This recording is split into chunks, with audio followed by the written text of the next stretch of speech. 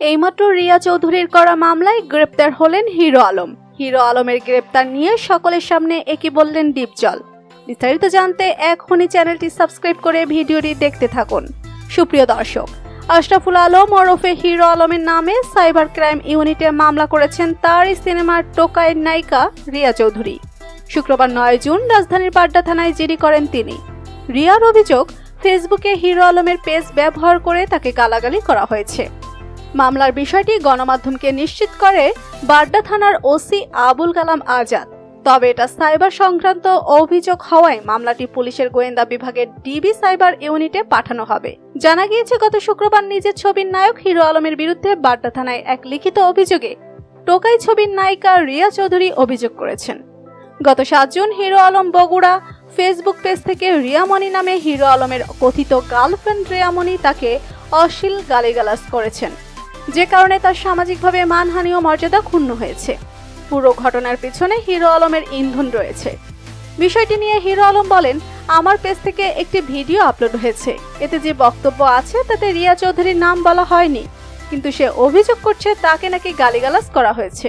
আর page তো আমি চালাই না, পেজ অ্যাডমিনরা চালাই, সে প্রমাণ করুক যে আমি তাকে গালিগালাজ করেছি। এই মামলার জের ধরে হিরো আলমকে আজ সন্ধ্যায় গ্রেপ্তারের কথা জানিয়েছে রিয়া চৌধুরী। সে হিরো আলম ও তার গার্লফ্রেন্ডের উল্লেখযোগ্য শাস্তি চান। এ বিষয়ে মুখ খুলেছেন জনপ্রিয় অভিনেতা মনোয়ার হোসেন ডিপজল। ডিপজল বলেন, আমি হিরো আলমকে সাধুবাদ জানাই। সে একের পর এক সিনেমা করে যাচ্ছে বাংলা ইন্ডাস্ট্রির জন্য, কারো কোনো বাধাই তাকে আটকাতে পারছে না।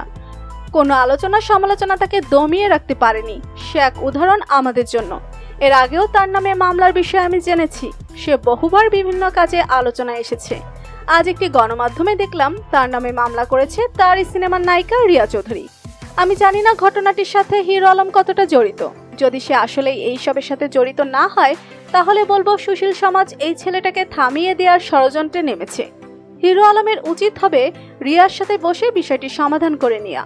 যেহেতু সামনে সে আরো সিনেমা বানাবে, সেহেতু তাকে এভাবে মামলা মোকদ্দমায় পড়া ঠিক হবে না। হিরো আলমকে এই সামান্য তুচ্ছ বিষয় নিয়ে গ্রেপ্তার করা উচিত হবে না, কারণ সে তো পালিয়ে যাচ্ছে না। উচিত হবে তাকে আর রিয়াকে এক টেবিলে বসিয়ে বিষয়টি মীমাংসা করে দেওয়া। তো বন্ধুরা, আপনারা কি চান হিরো আলম গ্রেপ্তার হোক? জানিয়ে দিন কমেন্ট করে। ভিডিওটি ভালো লাগলে লাইক ও শেয়ার করুন। আমাদের চ্যানেলে নতুন হলে সাবস্ক্রাইব করুন। ধন্যবাদ।